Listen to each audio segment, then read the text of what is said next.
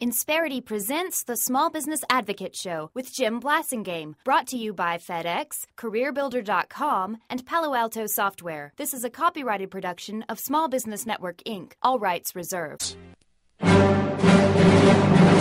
You're listening to the man who's been called the Obi-Wan Kenobi of small business. Obi-Wan Kenobi. Now that's a name I've not heard in a long time. Jim Blasingame, the Small Business Advocate.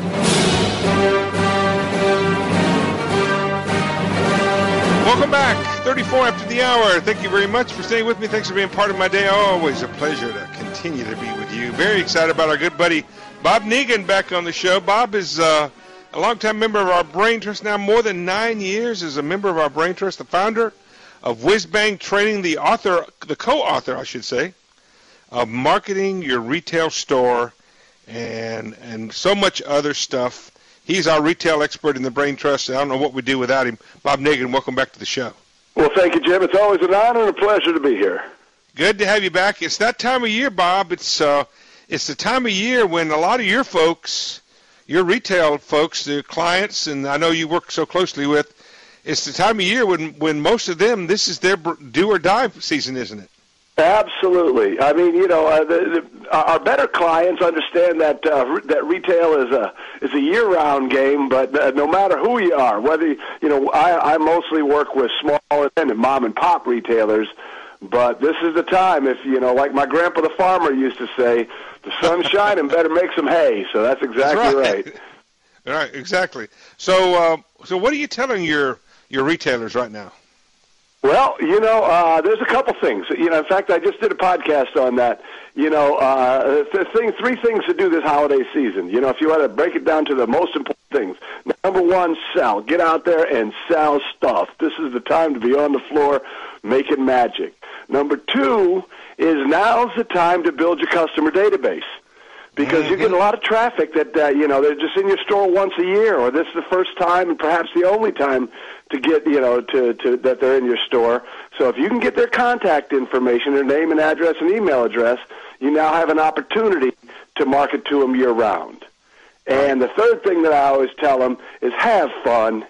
If you're not excited by a store full of people who are anxious to buy something, you are in the wrong business. This is the time to have a good time being a retailer. Well, and yeah, especially if you've done a good job previously to getting your store, to getting your merchandise, to getting your training, to getting your marketing and everything. You've done the job that you got to do prior to the season to get everything aligned just right. I mean, this is like the Super Bowl for you, isn't it?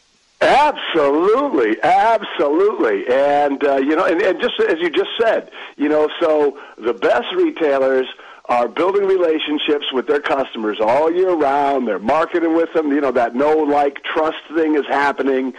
So and they're so yes, exactly. This is when the stars should align for you. Assuming that you've aligned the stars, this is when it all comes together and great things happen. Bob, one of the things that I've got in my new book, The Age of the Customer, which is coming out next month. One of the things I talk about is in the book is that a lot of people out there, not just retailers, but a lot of business owners, large and small, are wondering why their customers who they used to count on, why they're not showing up anymore. And that's going on right now. What are you telling your people to do to not take for granted the people that they've always done business with? Well, I think you just hit it on the nose. Don't take them for granted.